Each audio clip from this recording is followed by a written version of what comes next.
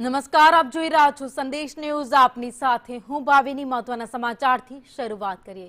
સુરતના વેડ વિસ્તારમાં મોબાઈલની લત જીવલેણ સાબિત થઈ. જ્યાં માતા પિતાએ મોબાઈલ જોતા દીકરાને હોમવર્ક કરવાનું કહેતા જ બાળકને માઠું લાગ્યું હતું અને 7 વર્ષના જે માસૂમ બાળકે જીવન ટૂંકાવી લીધું છે. બાળકને માઠું લાગતા પંખે લટકી પોતાનું જીવન ટૂંકાવ્યું.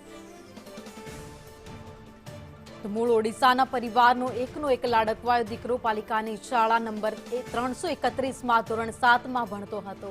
ત્યારે ઘટનાને પગલે પરિવારમાં રેરાટી વ્યાપી ગઈ. મોબાઈલની લતને કારણે બાળકના મગજ પર નકારાત્મક અસર પડી હતી અને તે જિદ્દી બની ગયો હતો.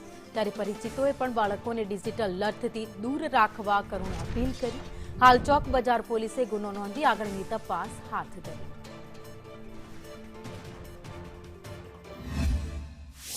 એને જરાક મેન્ટલી રીતે પ્રોબ્લેમ હતો. કોઈ બોલે ને તો સહન નહીં થતું હતું ને ગુસ્સાવાળો વધારે હતો. કોઈ મમ્મી પપ્પા બી ખીજવાય ને તો એનો વિરોધ જ કરતો હતો. કયા ધોરણમાં ભણતો હતો? 7મા ધોરણમાં. અને કયા વિસ્તારમાં રહેતા હતા? લક્ષ્મીનગર. સમગ્ર ક્યારે એમને સુસાઇડ ક્યારે કરી છે?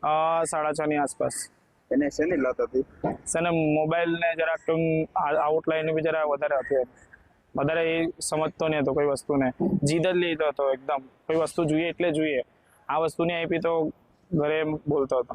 એમના માતા પિતાએ શું કીધું હતું બાળકને? બાળકને કંઈ કીધું નહીં હતું. એમ જ કીધું કે ભાઈ લેસન બેસન કરવા આપીશ, બીજું કંઈ નહીં એવું કરવાના.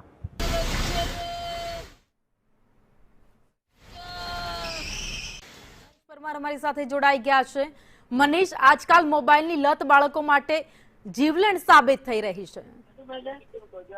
જી બિલકુલ ભાવિની વાત કરીએ તો જે રીતના બાળકોમાં જે મોબાઈલનું ચલણ છે વધી રહ્યું છે. બાળકો છે તે મોબાઈલ નહીં આપે તો માતા પિતા સાથે જીદ પર કરતા દેખાય છે અને હવે જે કહેવાય કે એટલી હદ બતાવી દીધી છે કે બાળકો છે માઠું લાગી આવતા આત્મહત્યા કરતા પણ નથી અચકાતા. આવો જ એક કિસ્સો છે સુરતના વેદરોડ વિસ્તારની અંદર બન્યો છે. જાણકારી ધોરણ 7ની અંદર અભ્યાસ કરતા વિદ્યાર્થી છે 13 વર્ષીય. તેને હોમવર્ક કરવા બાબતે માતા પિતાએ કહ્યું હતું, પરંતુ બાળક સતત છે તે મોબાઈલની અંદર રચ્યો પચ્યો રહેતો હતો. તે બાબતે ઠપકો આપ્યો હતો અને તેને માથે લાગી આવ્યું હતું અને બાળકે છે તે પંખાની ઉપર જે લટકીને આત્મહત્યા કરી લીધી હતી. સમગ્ર મામલાને જોઈને પરિવાર પર આપ તૂટી પડ્યો હતો, કારણ કે એકને એક બાળક છે તેનો જીવ ગુમાવવાનો વારો આવ્યો છે. કારણ કે માત્ર ને માત્ર મોબાઈલની લત અને મોબાઈલ નહીં આપવાના કારણે આ પ્રકારનું પગલું ભર્યું છે. હાલ તો તમામ મામલે અત્યારે જે ચોક બજાર પોલીસે છે તે અકસ્માત મોતનો ગુનો નોંધીને વધુ તપાસ હાથ ધરી છે. પરંતુ મહત્વની વાત એ છે કે માત્ર મોબાઈલ નહીં આપવાના કારણે એક બાળકે પોતાનું જીવન ટૂંકાવી લીધું છે. સૌથી મોટી વાત એ છે કારણ કે સૌથી વધુ અત્યારે બાળકોમાં મોબાઈલની લત છે તે માનવામાં આવે છે અને આ લતના કારણે એક બાળકે જીવ ગુમાવવાનો વારો આવ્યો છે. એટલે તમામ જે માતા પિતા છે જે પોતાના બાળકોને મોબાઈલ આપતા હોય છે તેના માટે પણ આ એક ચેતવણીરૂપ કિસ્સો છે. જી આભાર માહિતી માટે. અને સંદેશ ન્યૂઝ પણ આપને અપીલ કરી રહ્યું છે કે આપ આપના બાળકને મોબાઈલ આપો છો, તે તેનો ઉપયોગ કરે છે તો તેનું ધ્યાન રાખજો, જેનાથી તેના શરીર કે સ્વાસ્થ્ય પર તેની અસર ન પડે.